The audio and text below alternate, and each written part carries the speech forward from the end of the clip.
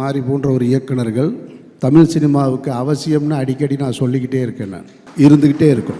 1000 எதிர்ப்புகள் வந்தாலும் உங்கள் படைப்புகளை நீங்கள் தொடர்ந்து செஞ்சுக்கிட்டே இருக்கணும். அது எவன் வந்தாலும் பார்க்கலாம். சண்டை செய்கிறோம்.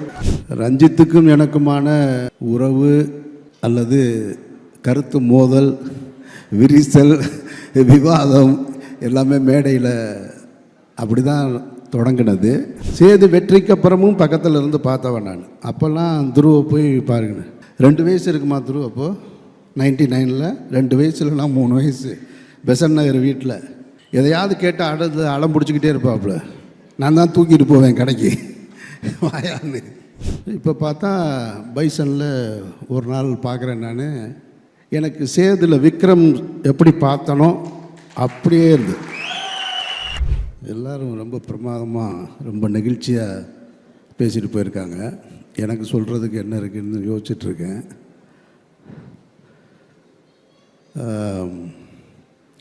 ரஞ்சித்திலேருந்து தொடங்குறேன் நான். ஆமாம்,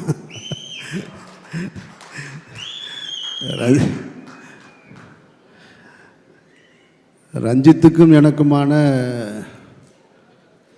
உறவு அல்லது கருத்து மோதல், விரிசல், விவாதம் எல்லாமே மேடையில் அப்படி தான் தொடங்கினது. ஆனால் ரஞ்சித் மாரி 2 பேருமே சினிமாவுக்கு வந்ததுக்கு பின்னாடி அவங்க 2 பேரோட எனக்கு அதிக பழக்கம் இல்லை. ஒரு சில இடங்களில் பார்த்தது மட்டும்தான் இருக்குது. ஆனால் அவங்க 2 பேருடைய சினிமாவுடைய வரவை ஆராதித்து கொண்டாடினதில் நான் ஒருத்தன். அவங்க 2 பேருடைய வெற்றி அது என்னுடைய வெற்றியாக நான் பார்த்தேன். பல இடங்களில் அவங்க 2 பேருக்காக நான் விவாதம் செஞ்சுருக்கேன், சண்டை போட்டிருக்கேன்.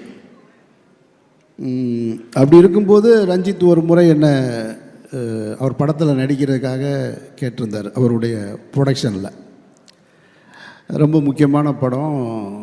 என்னுடைய அலுவலகத்துக்கு அண்ணா நீங்கள் நடிக்கணும் அப்படின்னாரு. சரி ஓகே, என்னோடய அசிஸ்டன்ட் தான் கதை சொல்லுவான் அப்படின்னு. சரி கதை கேட்டேன், எப்படி இருக்குன்னாரு. என்னோடய ஒப்பீனியனை சொல்லிட்டேன் நான். ஆனால் அந்த படத்தில் நடிக்கலை நான். ஆக்சுவலாக தண்டகாரண்யம் அது மிஸ் ஆயிடுச்சு. அது அவங்க பேசிட்டு போன டைமுக்கும்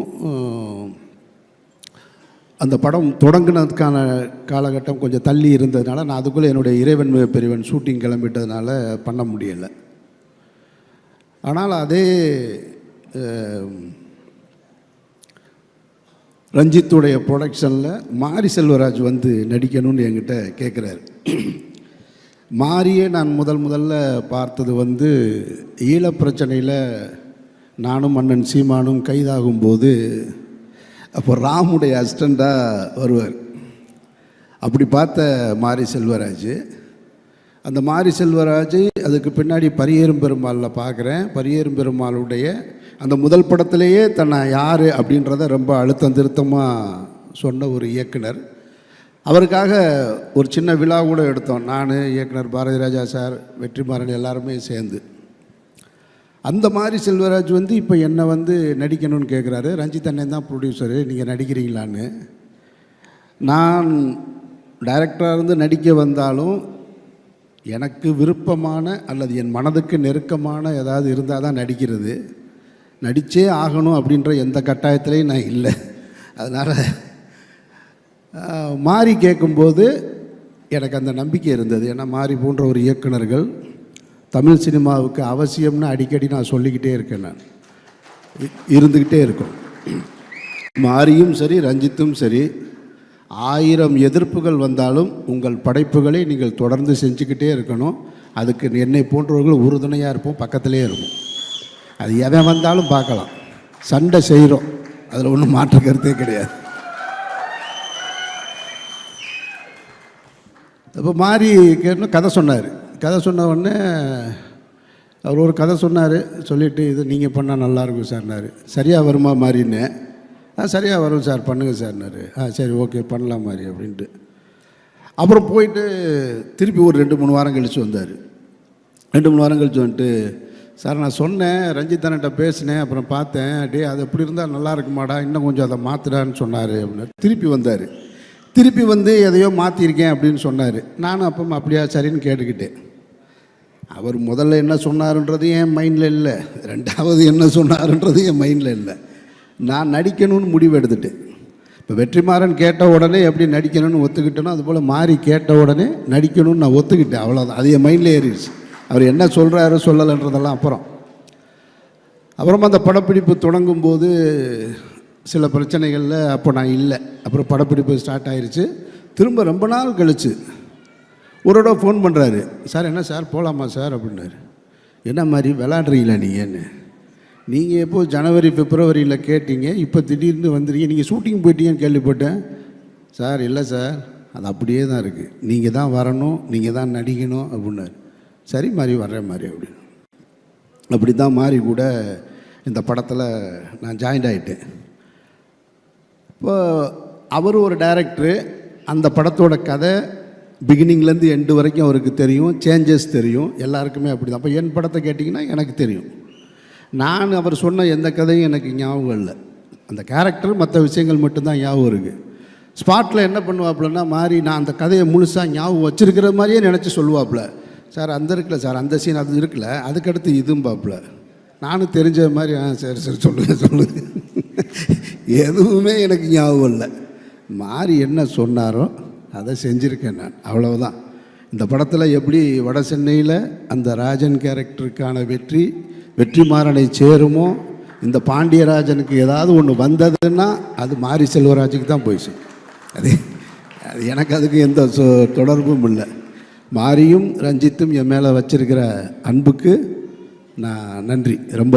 ஏன்னா மாறி நான் எப்போ எமோஷனலாக ஆகிற ஆள் கிடையாது, ரொம்ப ஸ்ட்ராங்கான ஒரு ஆள். மாறி அதை சொல்லும்போது அவர் எதிர்பார்த்ததை விட கூடுதலாக அந்த கேரக்டர் பண்ணியிருக்கேன், நான் பண்ணியிருக்கேன்னாரு. அது அவர் தான் அதை வாங்கியிருக்காரு. அதனால் மாரிக்கு தான் அந்த கிரெடிட் போய் சேரணும். அதுக்கப்புறம் துரு, உங்களுக்கெல்லாம் இந்த துருவை எப்போ தெரியும்னு தெரியலை. நான் பார்த்தது இந்த உலகம்னு 99 பார்த்தேன் நான் வீட்டில். சினிமா எவ்வளோ விசித்திரமானது அப்படின்றத இந்த ஸ்டேஜை வச்சு என் மைண்டுக்குள்ளே ஓட்டி பார்க்குறேன் நான். அவங்க அப்பாவும் நானும் ரொம்ப நெருங்கிய நண்பர்கள்.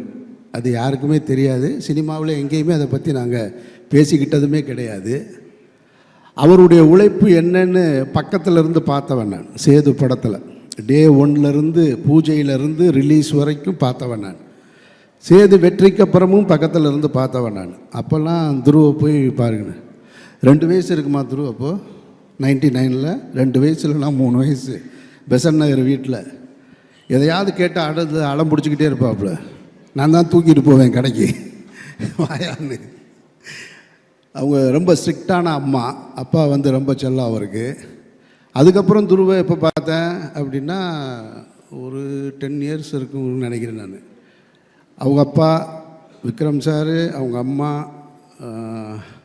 அக்கா எல்லாம் சேர்ந்து சாப்பிட போகணும், டின்னர் போகணுன்னு சொல்லிவிட்டு நானும் என் ஒய்ஃபு என் குழந்தைங்க எல்லோரும் சொல்லி போனோம்.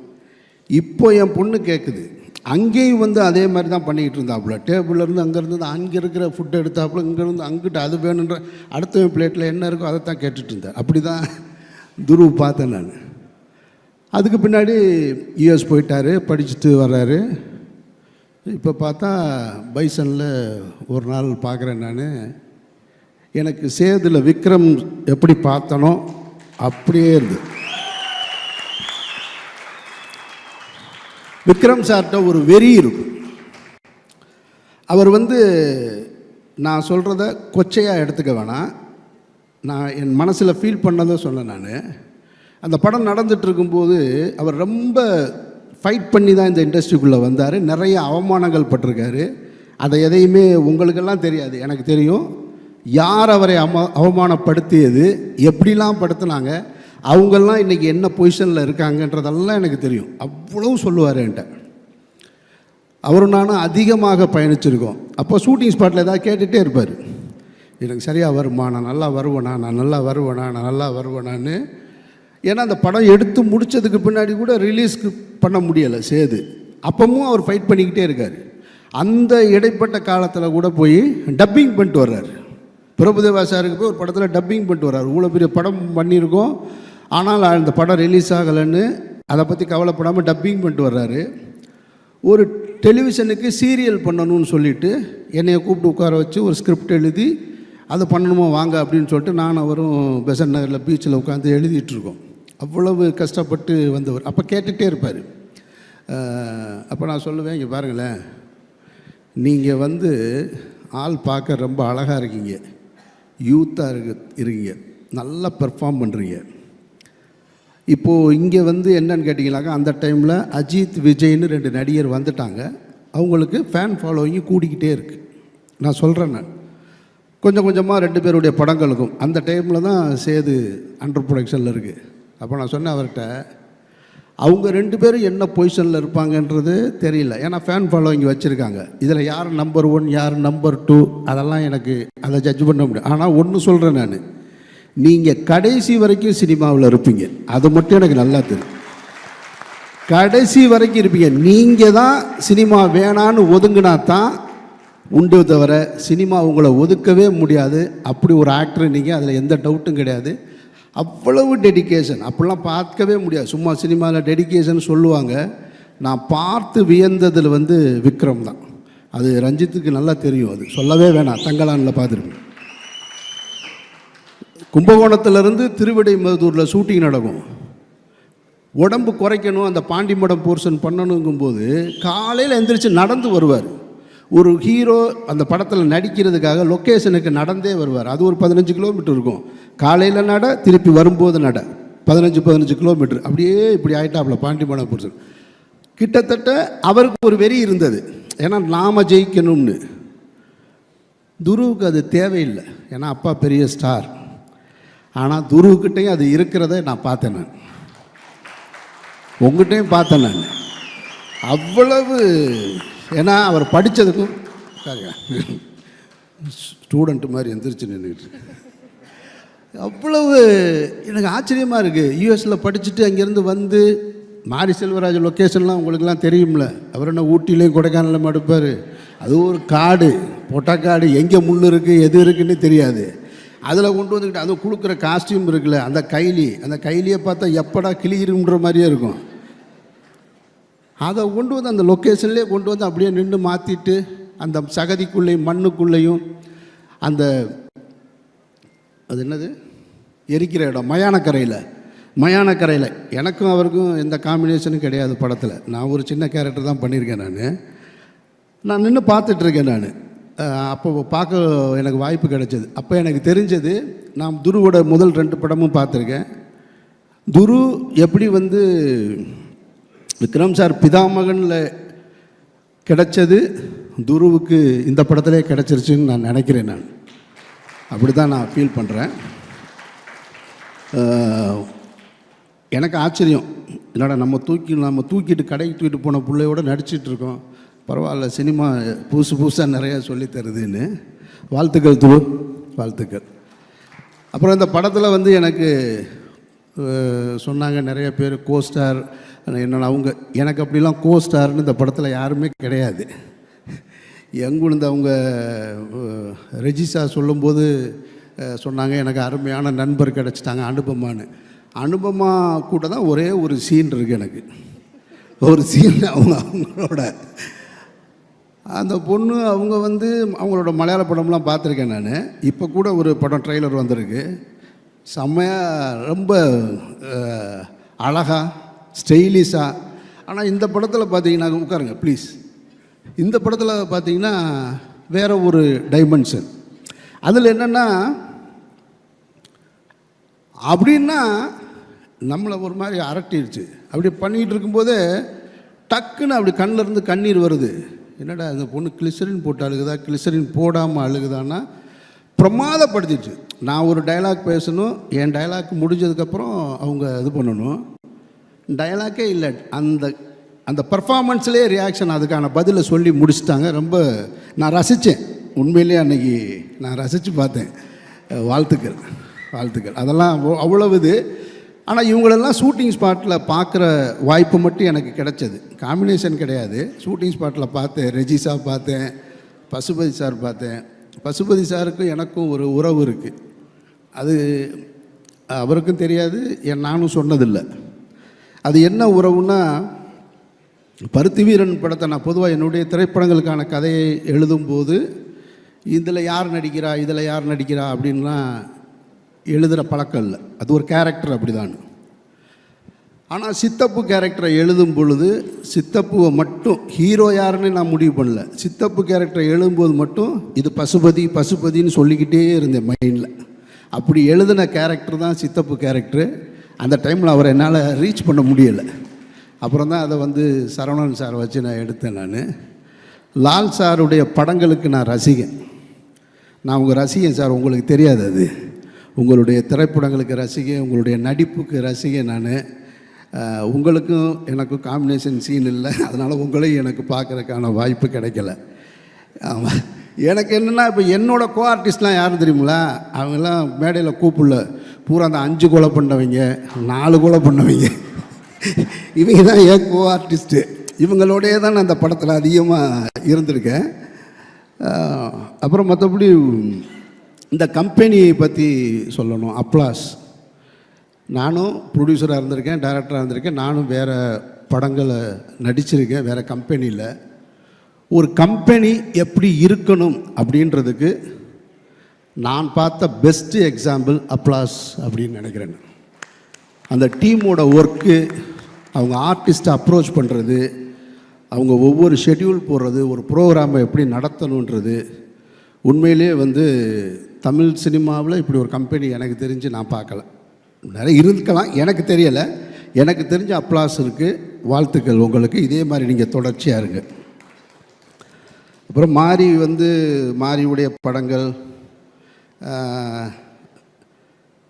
அவருடைய பேச்சு, அவருடைய சினிமா எல்லாம் எல்லாருக்குமே தெரியும், நான் சொல்ல வேண்டியதில்லை. ரொம்ப சீரியஸாகவே இருக்கும். ஆனால் எனக்கு ஒரு ஆச்சரியம், மாரிக்குள்ளே வந்து ஒரு ஹீரோ, ஒரு ஒரு ஒரு ஒரு ரொமான்ஸ் இருக்கான்னு ரெஜிஸா சொல்லும்போது தான் எனக்கு தெரியுது. அவங்க தண்ணிக்குள்ளே விழுந்தாங்கன்ன உடனே கூலிங் கிளாஸோட கூச்சிருக்காரு அப்படின்னு. ஏன்னா அவங்களுக்கு நீச்சல் தெரியாது, எனக்கும் தெரியாது. இப்போ ஒருவேளை எனக்கு அந்த சீன் இருந்துச்சுன்னு வச்சுங்க, நான் விழுந்துருந்தேன்னு வச்சுங்க, டே அசிஸ்டண்ட்டை கூப்பிட்டு அப்படியே அவன் என்ன ஆச்சுன்னு பாடுறான், ரொம்ப நேரம் ஆச்சு உள்ளே போய். ஆனால் உண்மையிலே இது வரைக்கும் தமிழ் சினிமாவில் எம்ஜிஆர் கூட செய்யாதது கூலிங் கிளாஸோட குதிச்சது நீ ஒரு ஆள். அவர் கூட போகும்போது எல்லா படத்துலையும் பார்த்துருக்கோம், கண்ணாடியை கலட்டிட்டு தான் குதிப்பாங்க. நீங்கள் ஒரு படி மேலே போயிட்டீங்க. ஆமாம், ஷூவோட வாட்செலாம் கலட்டி கொடுப்பாங்க சண்டை போடும்போது, நீங்கள் அதுக்கு மேலேயும் போயிட்டீங்க. அதுதான் சொன்னாங்க, சரி பெஸ்ட்டு ஃப்ரெண்டுன்னு. வாழ்த்துக்கள் 2 பேருக்கும். அப்புறம் அந்த தம்பி கேமராமேன் எழிலரசன் தானே, அருமையான ஒர்க்கா, பிரமாதப்படுத்திட்டு. நான் ஸ்பாட்டில் பார்த்து ரொம்ப அட்மையர் ஆனேன். ரொம்ப ரொம்ப பிடிச்சது எனக்கு உங்களுடைய ஒர்க்கு. அப்புறம் இந்த நிவாஸ் மியூசிக் டைரக்டர் எங்கே இருக்காப்புல நிவாஸ், எனக்கு ஒரு நிமிஷம் வந்து துருவுக்கு போட்டியாக நீ வந்துடுவியோன்ற அந்த அச்சம் இருந்து. என்ன டான்ஸே அது, என்ன பெர்ஃபார்மன்ஸு ஸ்டேஜில். மாறி இப்படி பார்க்குறாப்புல, அடுத்த படம் இவனே போட்டுருவோமா நம்ம ஹீரோவா அப்படின்னு எனக்கே தோணுச்சு. ஏன்னா இப்படி ஒரு எனர்ஜி எங்கேருந்து வரும்? அத்தனை பாட்டை எப்படி மனப்பாடம் பண்ணி அதை பாட முடியும்? அது அந்த மூடோட, அதில் டான்ஸ் வேறு இடையில ஒரு இடத்துல மைக்கேல் ஜாக்சன் ஸ்டெப்பெல்லாம் போகிறாப்புல, அப்படி ஜம்ப் பண்ணி போகிறாப்புல. இவ்வளவு எனர்ஜிலாம் யாருக்கிட்டையுமே இருக்க வாய்ப்பு இல்லை. நான் எழுதி தர்றேன், நீ கண்டிப்பாக ஹீரோவாக போகிறீங்க, அதில் எந்த மாற்று கருத்தும் கிடையாது. அதனால் இந்த பைசன் வந்து படம் பார்க்கக்கூடிய வாய்ப்பும் எனக்கு கிடைச்சது. மாரியுடைய மற்ற படங்களை விட இங்கே ஏற்கனவே அவங்க சொன்னது மாதிரி இந்த படம் வந்து ரொம்ப இன்னொரு டைமென்ஷனாகவும் இருக்குது. கிராமங்கள்லேயே அந்த கேமராவை வச்சு அந்த கிராமத்து மனிதர்களை வச்சு எடுத்துக்கிட்டு இருந்த மாதிரி ஒரு ஸ்டெப்பு மேலே போய் இன்னொரு டைமென்ஷன் இருக்குது. அந்த ஸ்போர்ட்ஸு சம்மந்தமான படமாக இருக்கிறதுனால நான் பார்த்தேன். ஏன்னா அந்த இடத்துல கொஞ்சம் தடுமாற்றம் இருக்கும் எல்லாருக்கும். அதை உடைக்கிறது இருக்குல்ல, அந்த உடைக்கிறத சரியாக உடைச்சிருக்காரு. பாரதி ராஜா சாருக்கு இந்த பிரச்சனை இருந்ததுன்னு சொல்லுவாங்க. அவருடைய முதல் 3 படங்கள் கிராமத்து படங்களாக இருந்தது. வெற்றி படங்கள், தொடர் வெற்றி படங்கள். 16 வயதிலே கிழக்கே முறையில் புதிய வார்ப்புகள்லாம் வெற்றி ஆன உடனே இந்த ஆளுக்கு கிராமத்து படம் தான் எடுக்க தெரியும், வேறு எதுவும் எடுக்க தெரியாதவனே வச்சார். ஒரு ஆப்பு சிகப்பு ரோஜாக்கள்னு ஒரு படம், எல்லாத்தையும் தாண்டி ஒரு ஹிட்டு. அது மாதிரி இன்னொரு இடத்துக்கு மாறி நகண்டிருக்காப்புல. மாறி அந்த விஷுவல்ஸும் நான் பார்த்தேன். வாழ்த்துக்கள் மாறி, வாழ்த்துக்கள் வாழ்த்துக்கள். மற்ற யாரையும் விட்டுட்டேன்னா, யார் அனீஸ் அந்த தம்பி போயிட்டான். அவனை எனக்கு அடையாளம் தெரியல, யாய்யா பாயுடைய பேரன். அவன் சொன்ன மாதிரி சின்ன பையனாக தான் நான் பார்த்துருக்கேன் நான். வாழ்த்துக்கள் மாறி. உங்களுடைய திரைப்பயணத்தில் பைசன் இன்னும் ஒரு மகுடமாக இருக்க என்னுடைய நெஞ்சார்ந்த வாழ்த்துக்கள். நன்றி.